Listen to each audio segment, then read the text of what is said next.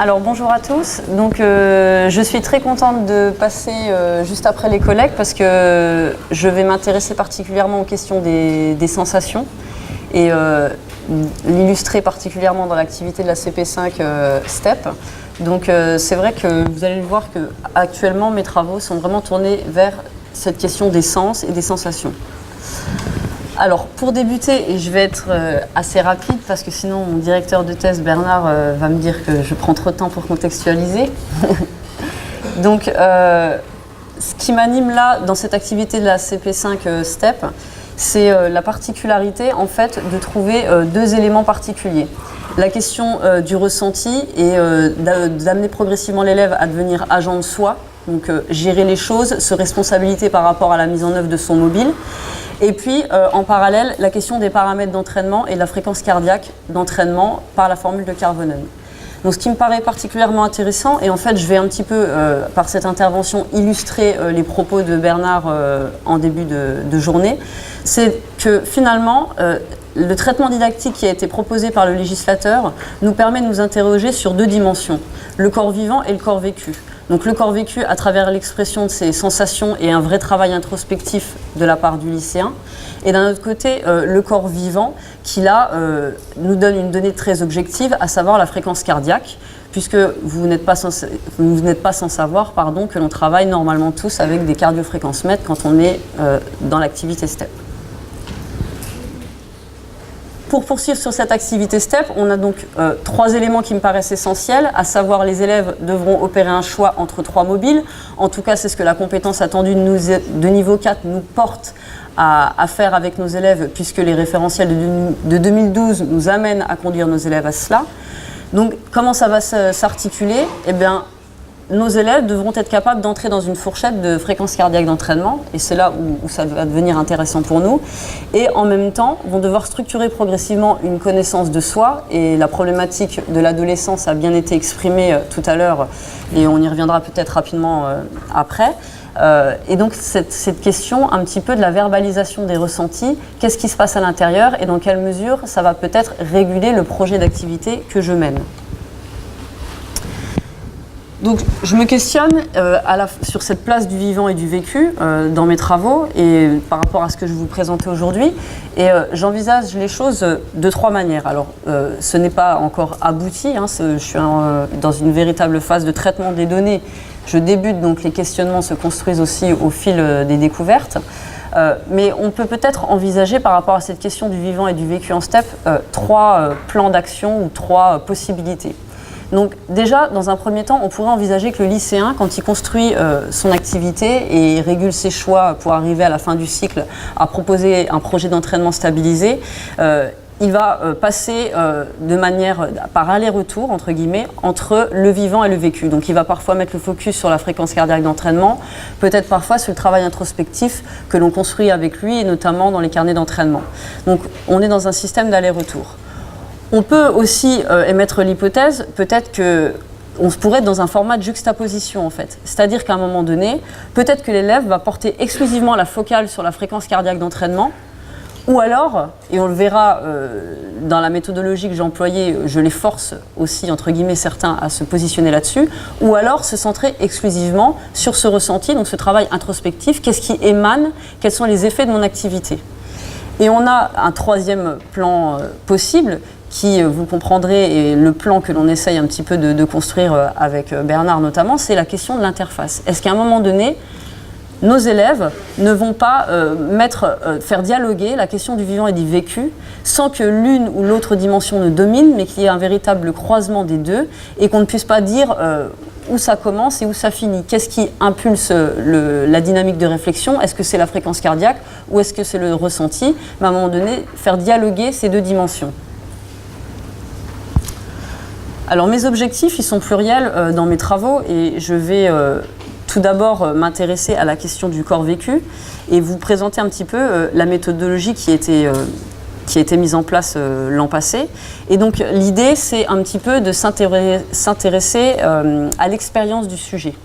Donc là, je rejoins tout à fait les travaux de Nathalie Gall, etc., et la méthodologie de Theroux. On s'interroge vraiment sur l'expérience du sujet et on est dans une vraie logique exploratoire. La question qui me préoccupe principalement dans cette méthodologie, c'est comment l'élève construit-il ses connaissances sur lui, sur l'activité et par rapport à cette réduction de l'interstice finalement corps vivant, corps vécu, ce que j'ai appelé le corps capacitaire. Donc je vais vous présenter un petit peu comment ça fonctionne. Donc dans un premier temps, je reprends l'outil GoPro. Donc on a le cas Emma. Emma, donc en première personne, vous voyez, on lui positionne, donc vous voyez qu'on a ses jambes, ses bras. La GoPro est en fait positionnée sur le buste. Donc si ça fonctionne, vous devriez voir voilà, une vidéo au ralenti.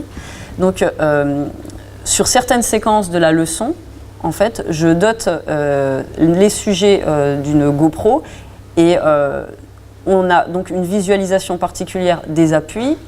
On identifie l'accompagnement des bras ou pas, et on peut voir l'angle cuisse-tronc, d'accord, et donc la manière de transférer le poids du corps, par exemple, pour monter sur le step, etc. Donc l'idée, c'est, avec cette GoPro, de faciliter le travail introspectif de l'élève quand on va partir sur des entretiens d'autoconfrontation, et lui permettre de se rapprocher au plus près de ce qu'il a vécu, puisque c'est un peu comme si l'élève, souvent dans les entretiens, les élèves me disent ouais, mais j'ai l'impression en fait de baisser la tête, sauf que les jambes paraissent un peu plus grandes, mais au final ils peuvent vraiment se repositionner dans l'activité qu'ils ont réalisée quelques heures auparavant. Deuxième outil, c'est donc là Emma en plan large. La GoPro d'Emma est donc positionnée sur le buste. Et donc là, on a un regard en troisième personne pour accompagner le regard d'Emma en première personne évidemment, et puis la resituer dans l'activité générale et collective finalement de la classe. Donc concrètement, voilà comment ça s'est passé. Donc je suis dans un lycée strasbourgeois à côté de l'UFR STAPS. Je travaille avec 2 classes de lycéens en première, donc j'ai donc 66 sujets. Pour ces 66 sujets, on a fait un travail sur la mesure de la VO2 max et de leur fréquence cardiaque max dans l'activité STEP, on pourra y revenir. On a construit à partir de là 2 panels. Un panel K, le panel K travaille avec la formule de Karvonen, et le panel R travaille exclusivement sur de ressentis. Donc on a 2 panels qui ont été construits indépendamment de la classe. Donc j'ai un cours de 8h à 10h, un cours de 10h à midi. Je n'ai pas arbitrairement décidé que le cours de 8h à 10h serait K et le cours de 10h à midi serait R. On a évidemment proposé 2 panels en fonction des résultats qu'on a pu avoir par rapport aux possibilités de nos élèves et notamment du point de vue aérobie. À partir de là, on a identifié 12 sujets qui sont des sujets novices avec lesquels on va faire un travail plus spécifique d'autoconfrontation et d'explicitation. Et donc c'est le cas d'Emma que vous avez visualisé juste avant sur les 2 diapos précédentes. Donc ces 12 sujets sont novices, et ce qui m'intéresse, c'est d'identifier comment ces 12 sujets vont structurer la connaissance qu'ils ont d'eux-mêmes et construire progressivement une forme de repère.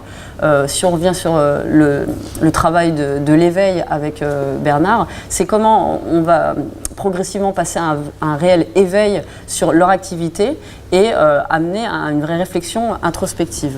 Et donc, moi, mon objectif, c'est ce que je vais vous présenter maintenant, c'est de permettre une rencontre entre les données de l'expérience, donc à travers les signes hexadiques et les composantes de ce signe, donc je resterai exclusivement sur les récits réduits, et le corps objectivé qui a été mesuré par la fréquence cardiaque.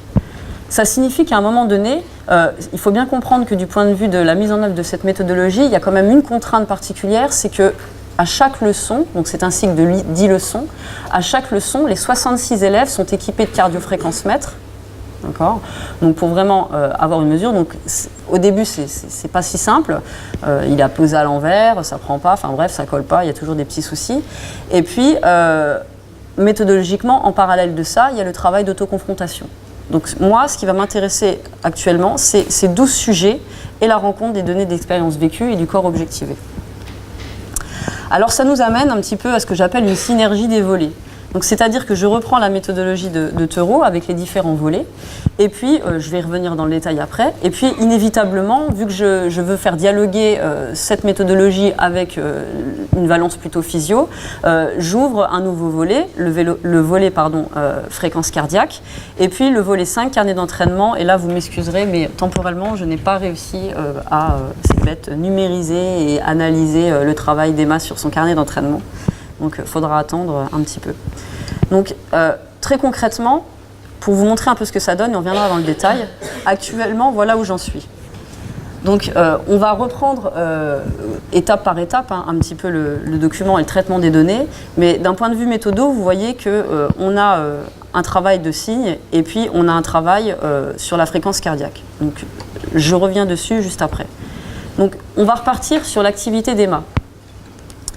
Donc le travail du chercheur, là, c'est à partir d'une séquence qui a été significative pour EMA, c'est un petit peu d'objectiver, donc moi, du point de vue du chercheur, identifier l'activité d'EMA. Donc ce que j'ai fait là, dans ce volet 1, activité d'EMA. Donc la contrainte déjà pour moi, c'est d'être particulièrement précise parce que le STEP, c'est pas une activité qui passionne tout le monde, entre guillemets. Et puis, on n'est pas toujours censé identifier la différence entre une production, entre guillemets, correcte et une production plus avec des difficultés, etc. Donc j'essaye d'être relativement précise.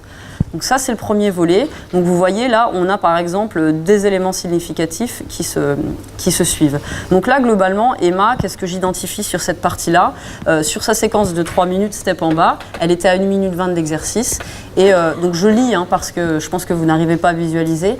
Elle fait son bloc 1 jambe gauche côté droit, après avoir réalisé l'autre bloc de l'autre côté. Et elle regarde donc son enseignante en miroir. Elle est située en première ligne. Et en fait, au moment de l'impact de son troisième appui sur un pas qu'on appelle le stomp, son appui arrière est un peu proche du step. Et donc du coup, son pas va manquer d'amplitude. Donc je vais arrêter pour les détails, mais globalement, son pas manque d'amplitude. On identifie que ses bras sont relativement ballants. On voit même sa main droite qui va légèrement se crisper. À un moment donné, on va voir un petit peu un point comme ça. Et après ça, elle va enchaîner un autre pas qui est le kick sans interruption. Et elle va sourire, regarder l'enseignante et reprendre l'activité, enfin poursuivre son activité. Donc là, globalement, c'est du point de vue du chercheur. Voilà ce que l'on voit comme activité chez Emma. Je suis large. Donc, c'est le verbatim. Donc là, méthodologiquement, en parallèle de ça, évidemment, il y a eu tout un travail sur le verbatim où donc il y a un vrai échange. Donc on travaille à partir de l'autoconfrontation et on poursuit avec un travail d'explicitation à partir des éléments significatifs pour Emma. Et donc ce que vous voyez en jaune, c'est ce que j'identifie comme élément significatif. Troisième élément, les signes et composantes. Donc là, c'est ce qu'on retrouve, ce que j'ai modélisé de manière simplifiée ici, où en fait, j'exprime le récit réduit du signe. Donc là, Emma, par rapport à l'activité que j'ai décrite auparavant, elle me dit qu'elle a l'impression qu'elle bouge tout le corps. Donc là, déjà, par rapport à elle, ce qu'elle vit et moi, en tant que chercheur, ce que je vois, on identifie une différence. Donc je l'opérationnalise, évidemment, ça pour tous les signes. Et puis enfin, et c'est un petit peu l'élément nouveau, j'ai envie de dire, et ça rentre complètement dans la démarche de la rencontre vivant-vécu. En parallèle de ça, j'ai cherché à identifier, du point de vue de la fréquence cardiaque et donc des données objectives, ce qui se passe au moment où il y a cette séquence significative pour Emma. Donc là, vous voyez sur la gauche la temporalité de la leçon. Ici, vous voyez sa fréquence cardiaque, d'accord. Et donc, j'ai moyenné, là, pour le moment, donc j'en suis à ce stade, attention, il faudra aller un peu plus dans le détail, évidemment, mais on ne va pas s'appesantir là-dessus pour le moment. Donc, j'ai moyenné cette fréquence cardiaque, et voilà ce que ça nous donne. Donc, en fait, Emma, on sait que moi, du point de vue du chercheur, dans l'activité d'Emma, Emma est ballante, elle a les bras ballants, elle a une hésitation sur son troisième appui du stomp, et elle me dit, du point de vue de son expérience vécue, j'ai l'impression que je bouge tout le corps, que je suis engagée totalement. En parallèle de ça, qu'est-ce qu'on identifie? On identifie qu'à ce moment-là, finalement, Emma a l'impression qu'elle bouge tout le corps et on voit une baisse de la fréquence cardiaque.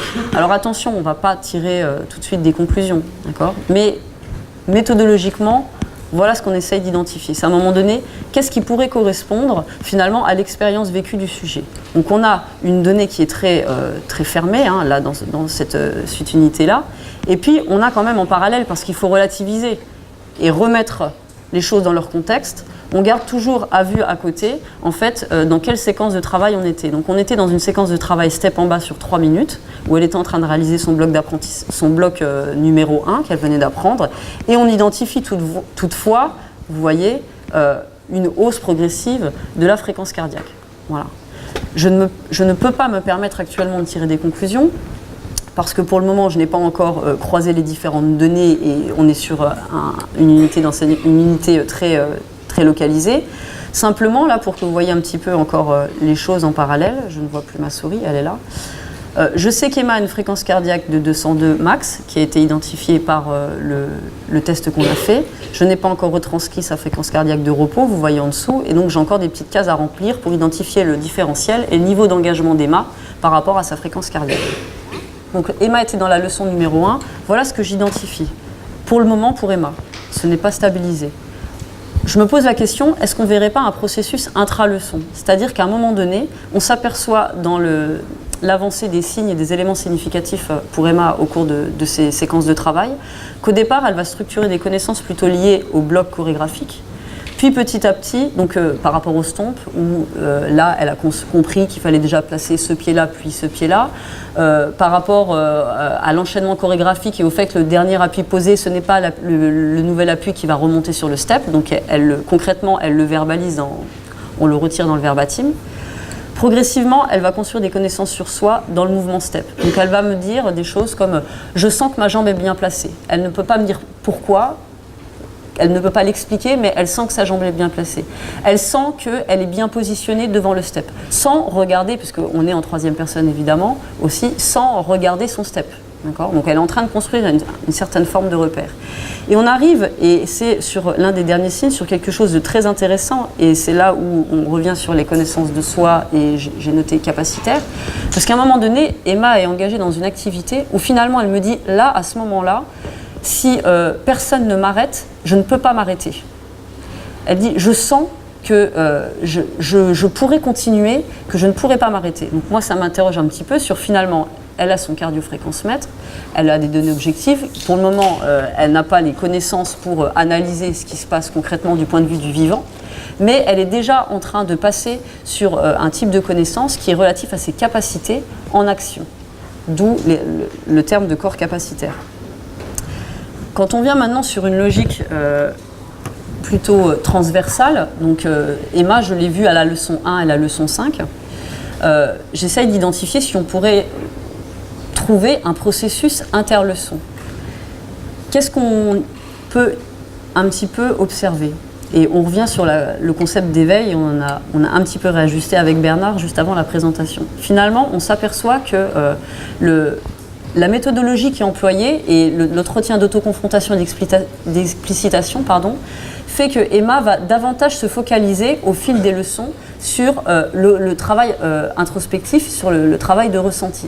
Parce que méthodologiquement, je lui impose ce travail quand on se rencontre et au final, en dehors des verbatims, en dehors des entretiens d'autoconfrontation, elle m'a émis l'idée que finalement, là, ça m'aide, ce que vous me faites, ça m'aide, ça me force à me focaliser sur les sensations.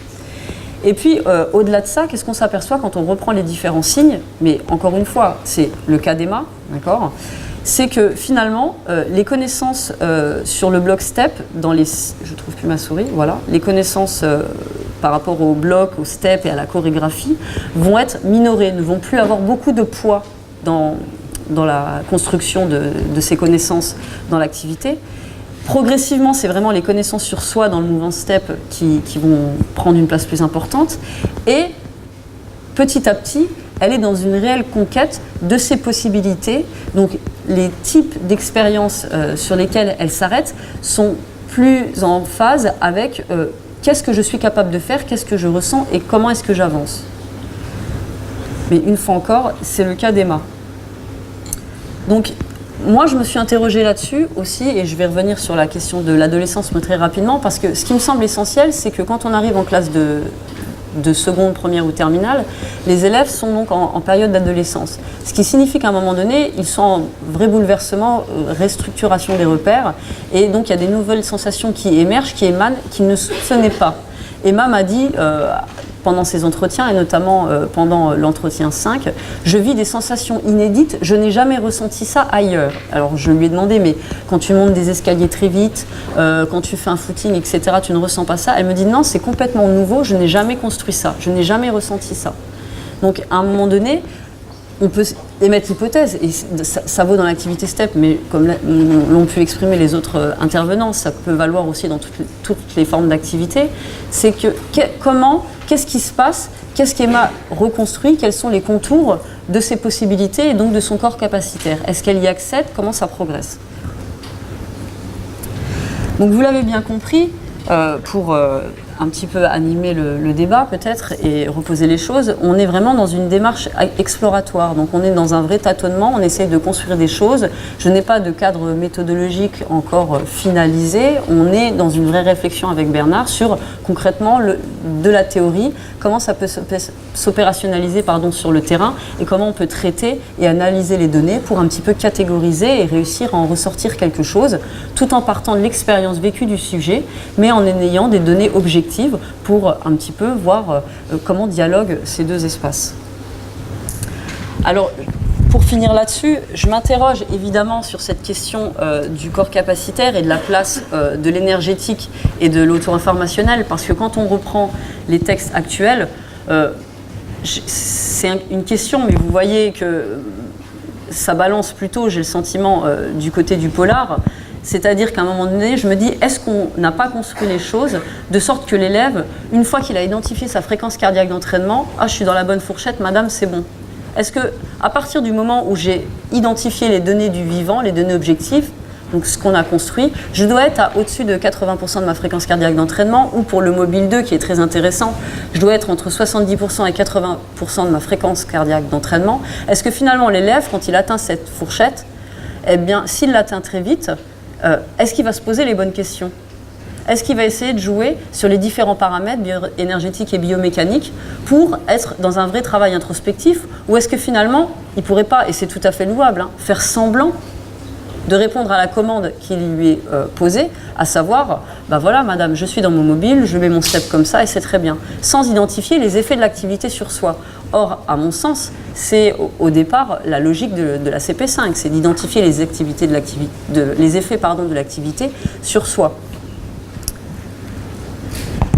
Et puis je finirai rapidement pour présenter l'avancée par rapport à ces données objectivées.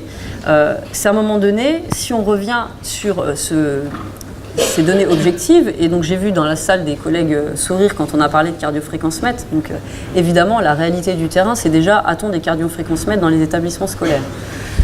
C'est déjà compliqué. Donc on va prendre le pouls voilà, au niveau de la carotide ou radiale, donc à supposer que les élèves savent compter correctement et bien sentir quand ça pulse, hein, puisqu'il y a bien d'autres choses qui sont intéressantes au moment de cette activité-là sans doute. Et est-ce qu'on leur donne l'opportunité de construire ça? Il y a aussi d'autres problèmes. De mon point de vue, en tout cas je m'interroge sur la formule de Karvonen et son utilisation. Je ne remets absolument pas en cause la formule de Karvonen, qui est une excellente formule, et ça tout le monde l'a déjà prouvé, d'accord? Mais je m'interroge sur l'utilisation de cette formule en EPS. Pourquoi? Parce que a-t-on réellement les moyens d'identifier la fréquence cardiaque de repos de l'élève? A-t-on les moyens d'identifier la fréquence cardiaque max des élèves? Donc déjà la fréquence cardiaque de repos, pour que cette formule de Karvonen fonctionne, il faudrait qu'on l'identifie le matin au lever, l'élève est encore couché, il prend sa fréquence cardiaque de repos. Or en général, on le sait tous, on met nos élèves assis 10 minutes sur le step, on fait l'appel, on leur explique leur objectif de leçon, etc. Voilà ce qu'on va faire, voilà ce qu'on a fait à la leçon passée.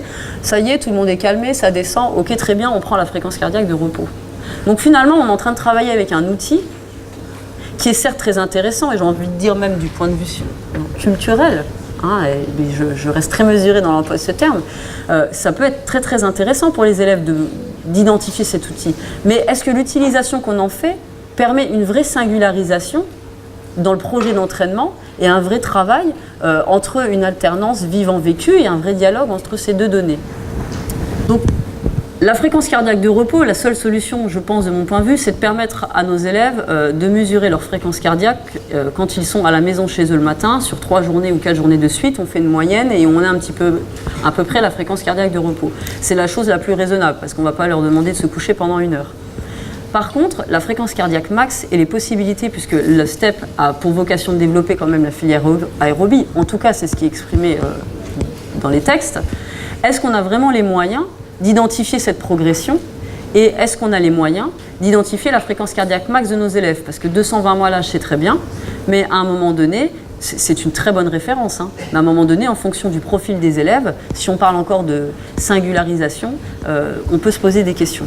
Donc on a construit, et c'était un gros travail l'année dernière, avec 42 sujets, donc moitié étudiants STAPS, moitié lycéens, un test STEP qui permet en fait sur un travail intermittent, donc 90-30, d'évaluer la VO2 max de nos élèves. Donc voilà, je ne m'étendrai pas là-dessus, mais concrètement, on est, parallèlement à ce travail rencontre vivant vécu, on est sur une vraie interrogation sur la place du vivant et comment on peut faire en sorte de proposer des outils aux élèves et aux collègues qui permettraient d'avoir une réelle interprétation des données, avec des données qui ne soient pas erronées ou un peu trop larges, j'ai envie de dire.